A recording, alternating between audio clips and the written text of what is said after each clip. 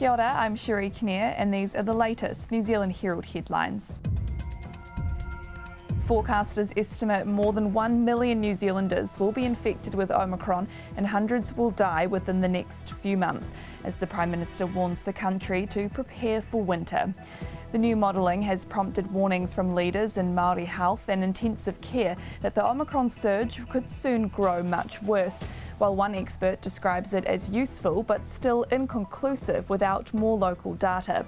It comes as Jacinda Ardern revealed 1 million Kiwis were due for their boosters and would be reminded by text and email, alongside a promise of $400,000 to rural communities to deal with the COVID disruption. Vaccinations in our COVID protection framework are helping us slow the spread.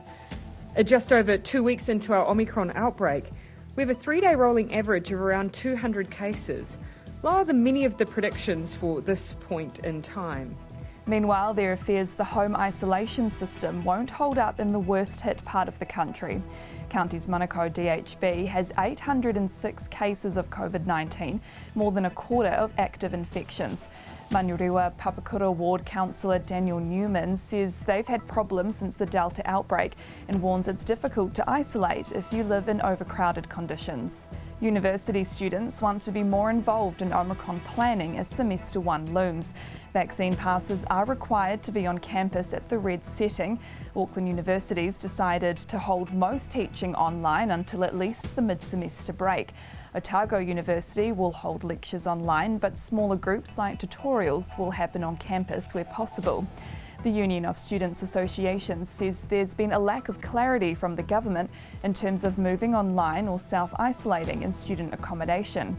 They say there needs to be real flexibility so students can delay their arrival, get refunds on hall fees and make personal risk-based decisions. There's calls for a clear and concise process that'll get our essential workers back on deck quickly. The Prime Minister's confirmed we will this week hear about contact tracing exemption decisions.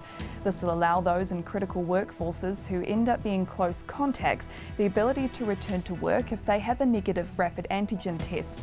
The Employers and Manufacturers Association says they'd like to see businesses who keep New Zealand's lights on included, like the utility sector.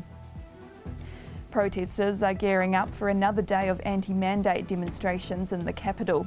Thousands of people blocked Wellington streets yesterday, bringing the city to a standstill, but received no sympathy from Labour or National, with both parties saying they wouldn't engage.